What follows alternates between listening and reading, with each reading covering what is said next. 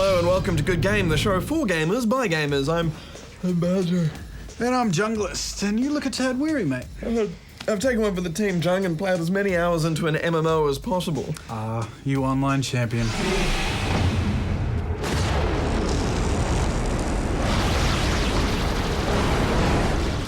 And as we promised last week, we'll be looking at Soul Calibur Broken Destiny. It's for the PSP.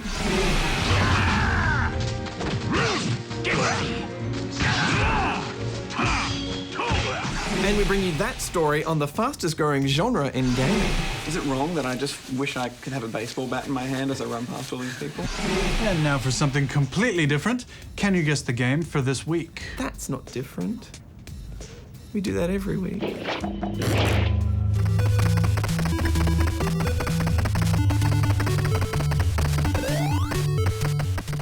See, that's just the same. Now, I'll show you something different. Go read the news. Yeah. Good game. Take-Two Interactive has finally settled the class action lawsuit over the whole hot coffee incident in Grand Theft Auto San Andreas. The illicit animations of CJ getting up close and personal with his lady friend, excised from the final game but mistakenly left behind in the code for modders to discover, proved a rather costly mistake for all parties involved, with retail recalls, repressings, and cold coffee patches mopping up the damage. The settlement sees Take-Two and its insurers cough up more than $23 million to investors to have the class action dismissed. The recently announced MechWarrior reboot from Piranha Games may be facing a systems failure. It appears that similarities between mech designs in the MechWarrior announcement trailer and those from the Robotech Macross universe have got lawyers threatening a right royal robot rumble. The former owners of the Battletech license FASA Corporation lost a legal case back in 1996 over a similar issue, also involving designs from the Macross universe, which sets a rather unfortunate precedent. Since the launch of the Xbox 360, Microsoft has bandied about a set of guidelines to ensure games developed for the console meet a minimum resolution of 720p, the lowest resolution still considered high definition. Both Halo 3 and Call of Duty 4 have already been released using lower resolutions, with the developers convincing Microsoft the on-screen action would more than make up for the lower image quality. Microsoft have now dropped those strict guidelines for all developers. Good game.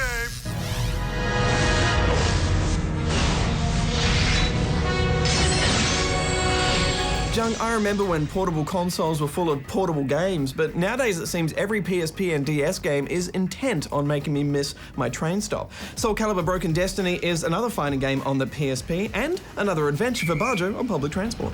The Soul Calibur games have their fair share of memorable characters. There's Metal Hula Hoop Girl, Lizard Man, Ghost Pirates, and then there's Voldo is the prick people choose when they know they're gonna lose because his style is so freaky you can't counter it.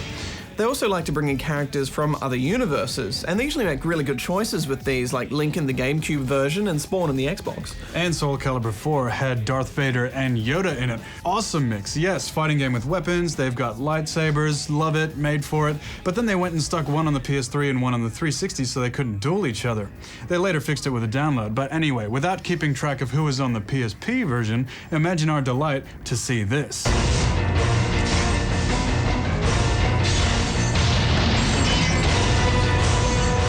I'm not gonna lie, when I saw that, a little bit of poo came out. Thanks, Jung. Well, that's right. Kratos, the god of war himself, will be swinging his own blades of chaos in a fighting game. There's 30 characters to choose from, including newcomer Dampierre, and you can create your own as well. And to make things interesting, Kratos will be pretending he can't kill all these fools with a single sneeze, because it's a fighting game and there's balance, but he's the god of war. Oh, please, Jung. He needs a QuickTime event just to tell his daughter to go away. Badge, you're Batman. I respect that. But if Kratos saw Batman in a back alley, he would eat his face! If only that was a move. As it stands, there aren't many tweaks to the fighting system, and if you know the combos, they're exactly the same, so you can jump right in and own. You've got one button for horizontal, one button for vertical attacks, and one for kick. And each attack is categorized as high, medium, or low, so they need to be guarded accordingly. That's enough for a good fighting system right there, but there's also ring outs, super moves that can end the fight right then and there, and each character has their own launchers and utility moves. Compared to the beautiful simplicity of other fighting games, it's almost too much, but you'll find that most characters are based on a template, so Big Sword Guy 1 is very similar to Big Sword Guy 2. So long as you don't mind a fighter based on weapons, it's a tried and true system that was good enough to be included in the Championship Gaming series before it died. Having said that though, we're not too impressed with the way the controls handle on the PSP. Yeah, the directional buttons are more comfortable, but for some moves you'll want that joystick. And some moves require stupid inputs, like Kratos' electricity, which is an awesome move, would like to do it muchly, but it requires on the left side that you combo down with up, and on the right side you're comboing the bottom button with the top two buttons. Pulling off this one move is like giving your PSP a deep tissue massage. It can be done, but it won't be. Even in high-level matches, when you've got an even match and things get hectic, people stick to the basics. You'd pretty much have to have someone waiting there for you to pull off this move.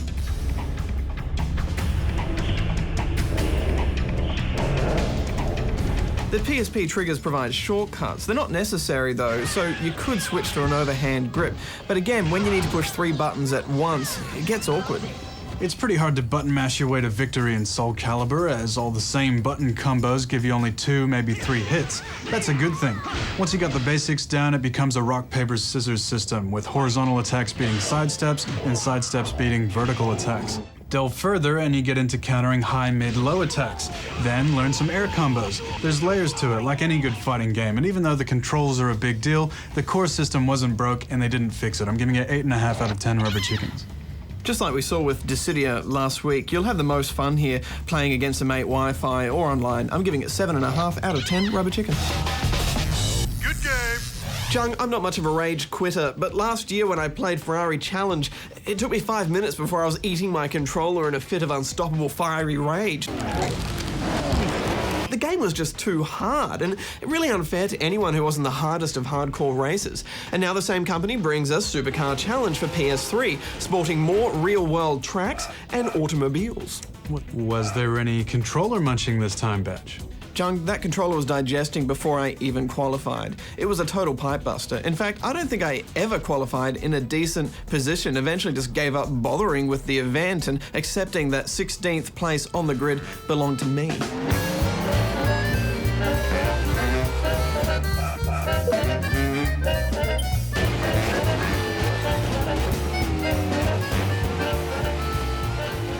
This game does have more auto assist options than the last, but even still, it's way too hard. And you can turn on auto braking, but that's kind of like, you know, when the attendant on the Dodgem ride has to come and help you get out of a corner because you can't quite work out what you're doing. It's pretty demoralizing.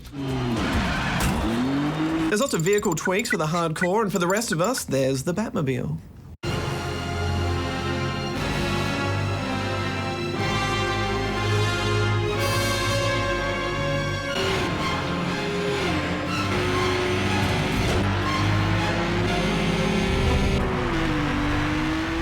I should point out that the Batmobile isn't actually a licensed vehicle in the game, it's just Badger mucking around with the paintwork. Shh, Batch. But yes, this isn't for arcade or even hybrid fans. This is a simulator, which is way too hard even on beginner setting. You really need to love cars to enjoy it, and there are plenty of great-looking supercars to choose from. The tracks all kind of look the same, but they do have different turns and tough points, which you'll get to know fairly quickly as you push that yellow line too far and skid into a wall. There is a tutorial that kind of gives you some tips, but the commentator seems more interested in just giving you crap for bad driving. Get back on the track. No, the track is the grey bit.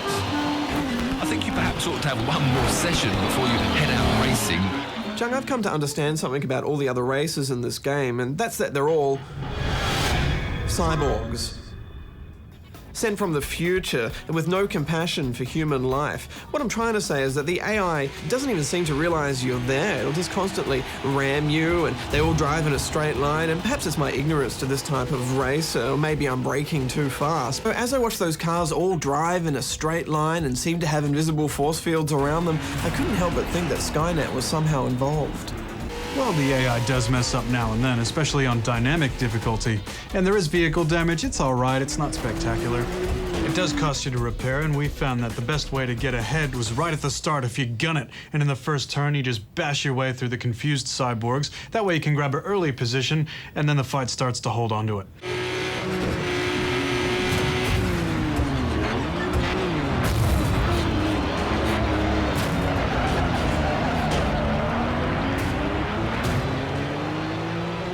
And this racer is that type of racer that is really slow and steady. You know, you have to practice those turns over and over again and close the gaps and, you know, strike that line properly. And if you don't, then you haven't got a hope of coming first. And, you know, this racer just isn't fun, though, or at least not for me. And I can usually kind of get into hardcore races. You know, I quite enjoy GT Prologue, for example. But I just can't see the appeal of a game which, even on the lowest or dynamic difficulty setting, gives semi-experienced drivers no reward. It's just limiting your audience for no real reason. I think it's good that games like these are being made, Badge. I mean, if you look at Arma, that's a hardcore shooter, but there are gamers out there that want that. I take that point, Jung, and I understand that for supercar fanatics this might be something they can really get into, but I want to get into it too, and it's just not accessible enough. All this game has taught me is that in real life, I would be a crap supercar driver. I'm giving it 4 out of 10 rubber chickens. It also crashed on me all the time whenever I was saving my paintwork. Yeah, and that's definitely a bad thing. And I'm not a supercar fan either, Badge, but I don't completely agree with you here. I think the realism is a plus for the right people. I'm giving it 7 out of 10 rubber chickens. Good game.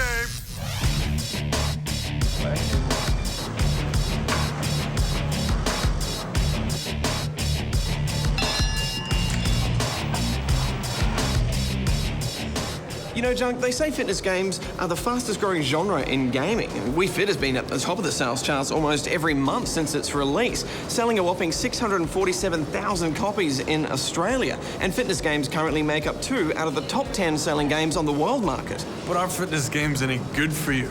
Do they compare to a workout in the gym, or is it the same as doing a household chore like vacuuming?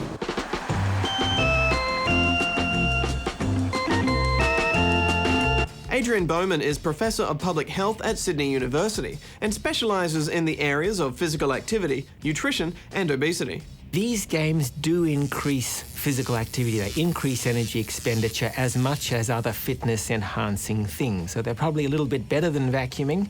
They're more like going for a brisk walk. We want kids to do an hour of activity a day and adults to do half an hour a day every day.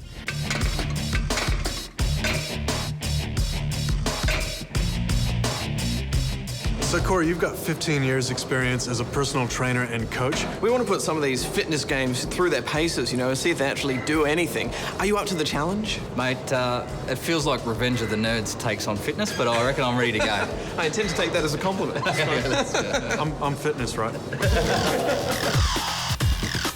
All right, Corey, we've set up EA Active and Wii Fit here in the studio. I think it's time for you to give them a workout. So how are we going to measure this compared to a normal workout?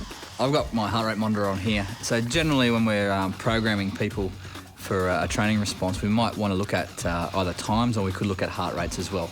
Let's go step basics, something nice and easy. At the moment, I'm just over 50 beats per minute. Okay, let's see if I can get in time here. Nice combo.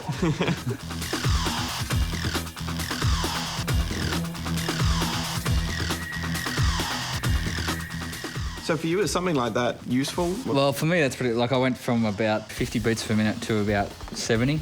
So how would you compare this to a proper step class?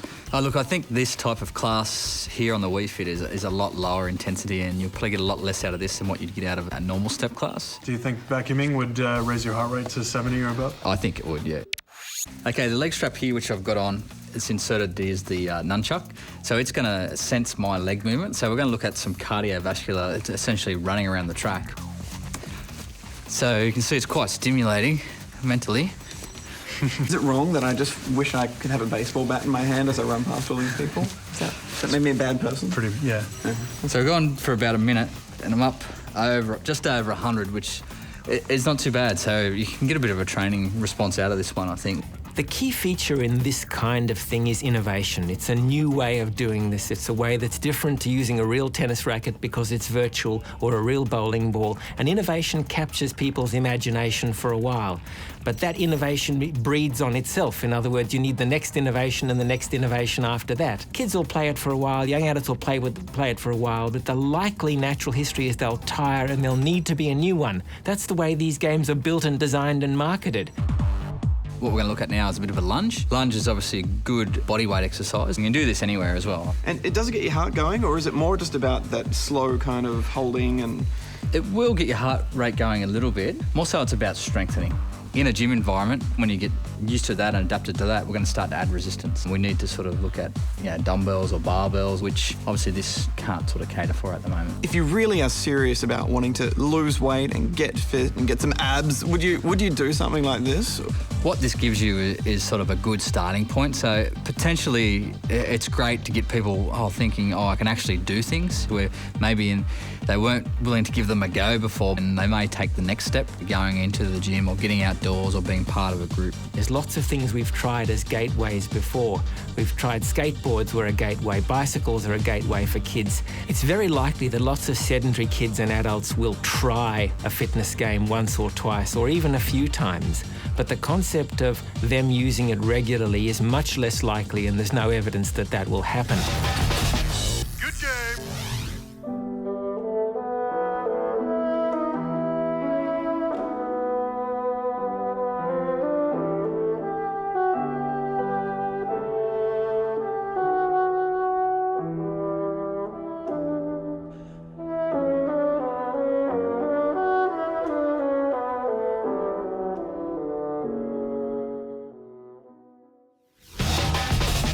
Good game.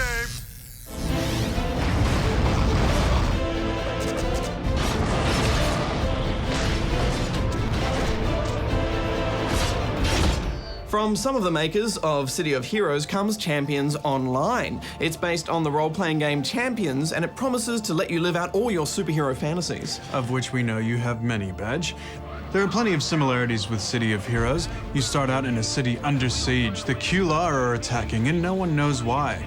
By running a few quests and having your own little Star Wars parade, you soon learn that there's more to this invasion than meets the eye, and so your heroic journey begins. You traverse desert plains, then another desert, then the snows of Canada, and then Millennium City.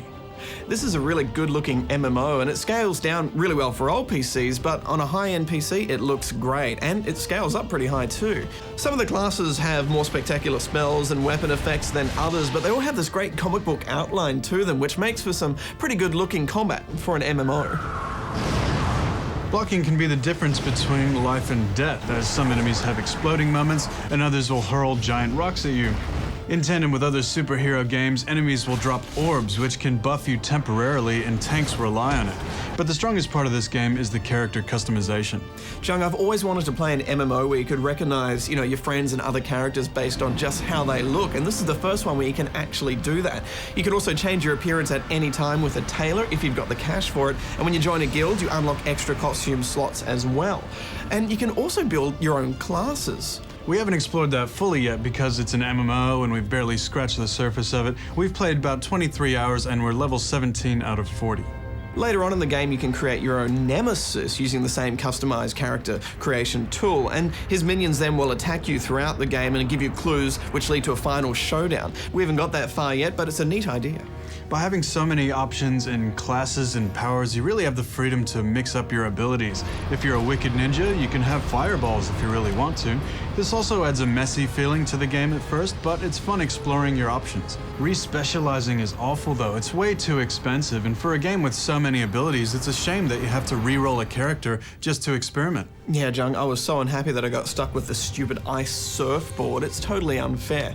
It's really fun just walking around looking at the other heroes, though. We ran into M. Bison, Hero Man, Iron Man. We also ran into Batman, but he swung off before we got a chance to capture his image, and Jung, I just think he's upset that we were playing with his Batmobile earlier in the episode. So far, gear can only be collected by quests, crafting, and turning in reputation-like points, which I wasn't really a fan of. And altogether, the gear is it's a bit mediocre, not as fun as it should be. Perhaps it gets better in the higher-level instances, Badge. I hope so, Jung. The auction house is always full of useless or just below average gear that's expensive. The interface doesn't help with the shopping either, Badge. It is very WoW-like, but early WoW, so there's lots of shortcuts and things missing. There's bound to be mods that'll help, but still. I found the interface to be quite unresponsive and buggy in general, and it hasn't really been a smooth launch. Every single one of my sessions has been interrupted with an hour or two of maintenance and a new patch. And even just selling items to a vendor is painful, and there's no buyback, so if you sell something by accident, it's gone. There's also lots of misclicks when accepting quests and interacting with environmental objects. There's lots of bugs here that really need to get fixed. But one thing I did love is you can play all this game with a 360 controller. I mean, you still need to use a keyboard to, use the map and interact with certain objects, and it's also a little buggy when you've got more than one object on screen, but it really reinvigorated my love of MMOs, Jung, and it just made the combat a lot more fun and a lot easier. It does make certain things easier, like flying, Badge, and you're right, being able to fly early on lets you take in the sights, and it gives it more of a sandbox feel rather than that come back in 20 levels feeling you get with some MMOs. Everything is very superhero, and it's great fun grabbing objects and hurling them into groups of enemies, and for melee classes you really, really need to do that. It's also a little bit buggy.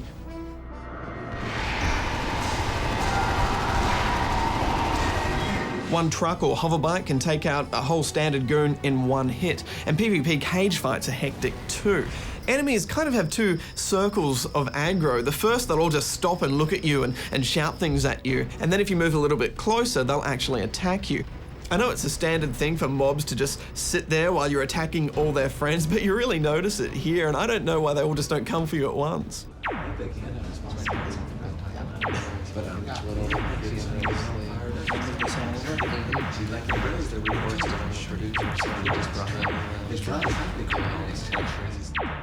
There are plenty of open instances you can stumble into, and there's lots of little ones in each world as well. Servers do have shards or zones, but it does tell you which ones your friends are in, and we had no lag at all. Quests usually involve doing good deeds like rescuing trapped civilians, and they do get a bit collection heavy after level 10, but so far everything's remained fun.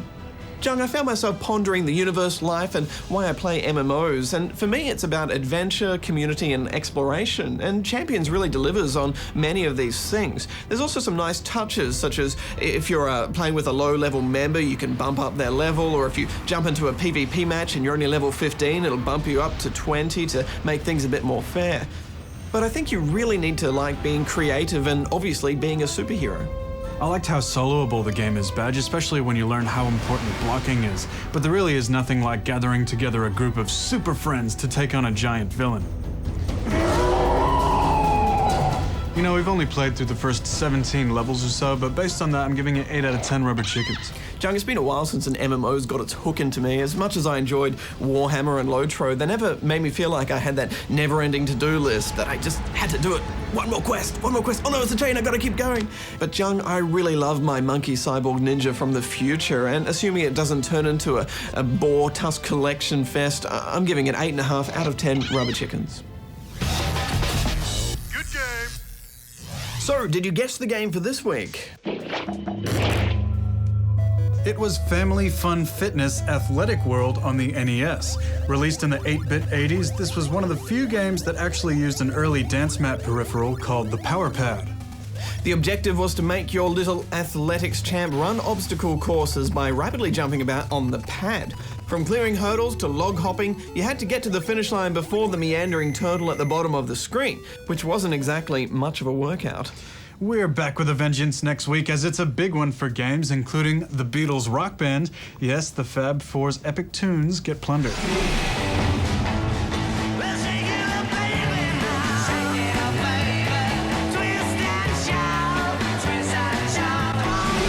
John, Paul, George, and Ringo aren't the only legends making a video game appearance, as the greatest footballer of all time pitches up in Pele's Academy of Champions.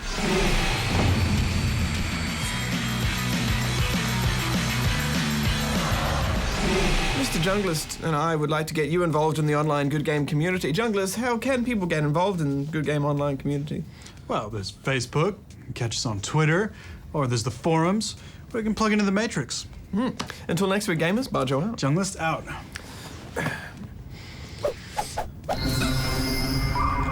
Lolcats. Invisible bicycle. Yeah.